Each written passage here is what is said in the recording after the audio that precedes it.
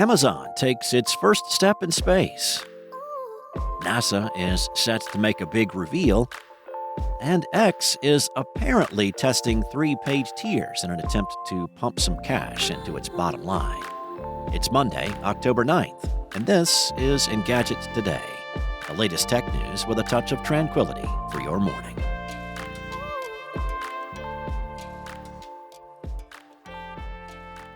Amazon's Project Kuiper has been in the works for a while, and according to those who know such things, Amazon's first satellite launch was a success.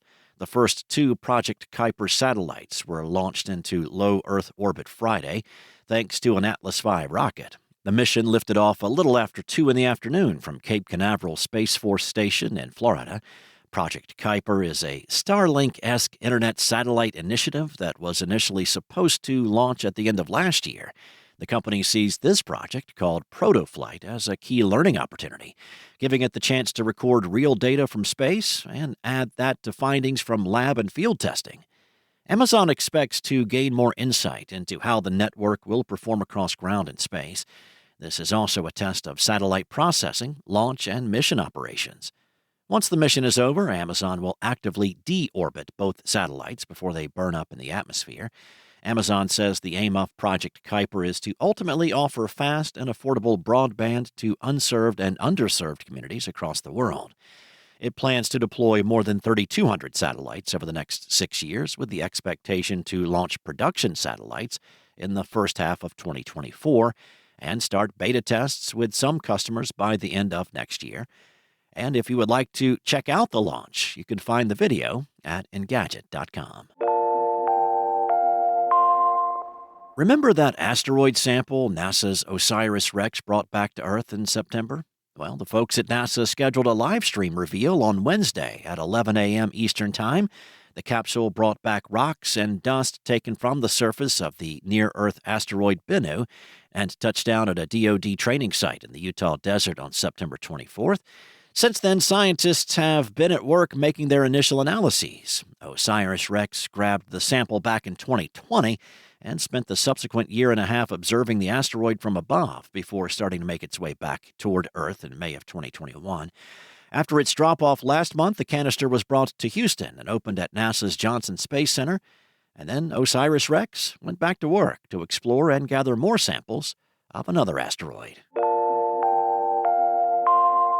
The rumor that X, formerly known as Twitter, is going to integrate more paid services continues to persist, with Bloomberg reporting that the company is testing a trio of subscription tiers to help solve its financial woes. Details are scant, but it looks like these paid subscription options will impact the number of ads that you will see when you're using the platform.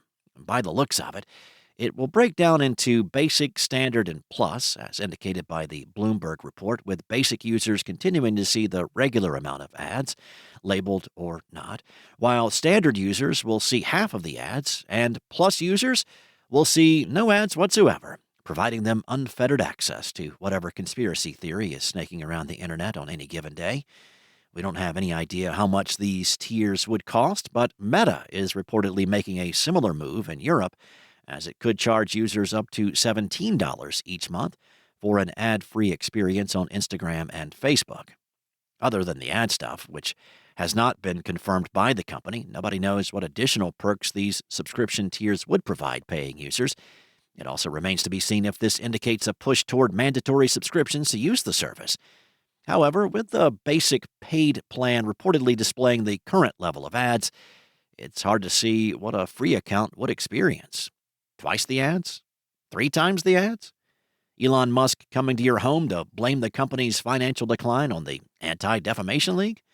It's anybody's guess, though the rumor that X was going full-on pay-to-play comes from an offhand comment made by Musk during a live-streamed conversation with Israeli Prime Minister Benjamin Netanyahu.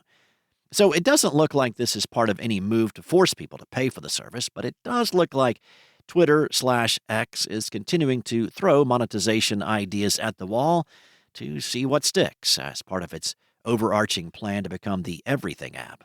It's hard to imagine that a reduction in the frequency in ads would be enough to entice many users to send a monthly stipend to one of the world's richest men, So let's wait and see what other perks the team cooks up for the 3 proposed subscription tiers. Thanks for listening. If you have a moment, rate and subscribe wherever you listen. Today's show featured journalism by Engadget contributors Cheyenne McDonald, Chris Holt, and Lawrence Bonk, and was produced by Spoken Layer. As a reminder, you can listen to The Future later today on Engadget tomorrow.